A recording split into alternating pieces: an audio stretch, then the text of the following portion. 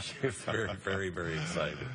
So for over 20 years, we have had a very special mentoring program here at WGN, along with the Daniel Cotter's Boys and Girls Club of Chicago, helping kids with their homework and college and job applications and all the other moments where a kid could use a helping hand. Thanks to all of our WGN mentors, headed by Jane Hayden, this program has produced 5 winners of Youth of the Year here in the state of Illinois.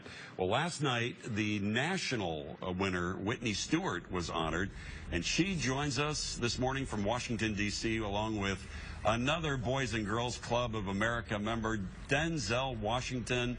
Good morning, Whitney and Denzel. Nice to see you both. Good morning. So, Whitney, let's start off with this. You're sitting next to Denzel Washington. I'm sure, you know, winning Youth of the Year must have been pretty special. I'm sitting next to her. Right. You are the one that is honored here this morning. That's right. Whitney, how do you feel with all this great honors that you're getting? I mean, it's definitely so overwhelming, but in the best way possible. I'm beyond ecstatic to be able to represent all 4 million of our nation's youth as the Boys and Girls Clubs of America National Youth of the Year. I mean, it's thanks to partners like Disney that make it all possible for us. I mean, if you're interested in checking out more about the Youth of the Year program, you can go to youthoftheyear.org to learn more about it. Wow, she's good. She is good. She got everything in there. Professional, right? As the way it should be. Denzel, tell me about your Boys and Girls Club past. We actually have a picture of your ID from when you were in the Boys and Girls Club. You won't be able to see it, but that's a handsome young picture. I think you were 6. Was it 6 years old? You got the suit and tie on, man. You don't look much different. Wow. Yeah, right. Okay. What's your memories from those years? The actor. What was the question? No, I'm sorry. What memories of those years? Oh, shoot. They're good memories. Really great memories. All the friends that I met, some who I've kept over the years. Just the fun that we had, the trips that we got to take. It was just a cocoon in a sense. I mean, it was a safe place for us, and just all really good memories for me in the Boys and Girls Club. What did it mean to you? I mean, what do you think that it provided to you that you might not otherwise have had you not been part of the Boys and Girls Club when you were growing up? Well, I mean, a safe place, number one, a chance to meet new people, to learn new experiences outside of school, you know, which was interesting too. I mean, you sort of, you know, in the school structure, you have your homeroom class, and those become your friends. But at the Boys and Girls Club, now you're mixed with people from all over town, really.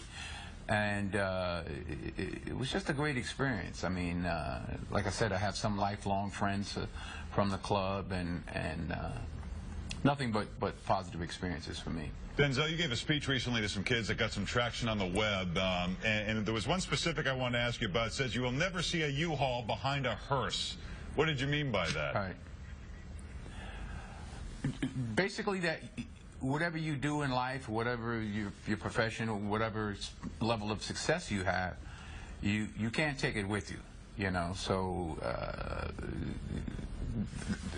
I said that to say you literally will never see a U-Haul behind a hearse. On your last day on this earth, what you have is not going to extend your life one minute or one moment. So my point being, what are you going to do with? I mean, we all have different things to give. I'm not just talking about money. I mean, we all have different talents. We all have different gifts. And no one's gift is more important than anyone else's. So who are you going to lift up? Who are you going to make better? Who are you going to inspire? And you never know where inspiration comes from. I mean, I've been on this planet a few years, yet I'm still inspired by meeting young people like Whitney and hearing their stories and what they've had to overcome, and to not just survive, but to strive and to be successful. That keeps me going.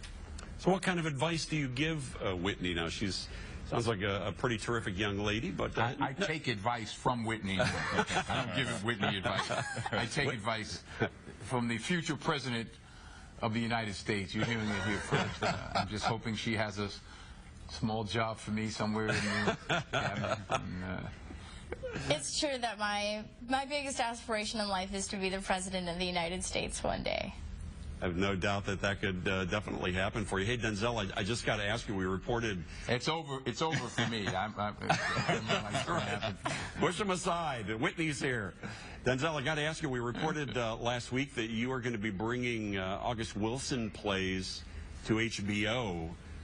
That's tremendous. Here at the Goodman Theater in Chicago, I think I've seen them all on stage here. Oh, yeah? Amazing, but... how great that you're going to bring them to a much bigger national platform on HBO. Well, let me set the record straight. In fact, the first play we're doing is Fences. Right. And that's for Paramount Pictures. That will be a feature film. That is not connected to HBO. So Fences was a play I did with Viola Davis. We both won Tony Awards, and it won Best Revival. So we're doing that. Hopefully we'll be shooting this time next year, doing that first. But in addition to that, I'm executive producing 9 other plays for HBO. Fantastic. Great stuff. You can check out more about the Boys and Girls Clubs at BGCA.org. Thank you so much, Denzel. Thank you so much, Whitney Stewart. Congratulations. We look forward to hearing your speech at your inauguration one day. Thank you. I get tickets, right? Yes, of course you do. Take care, guys.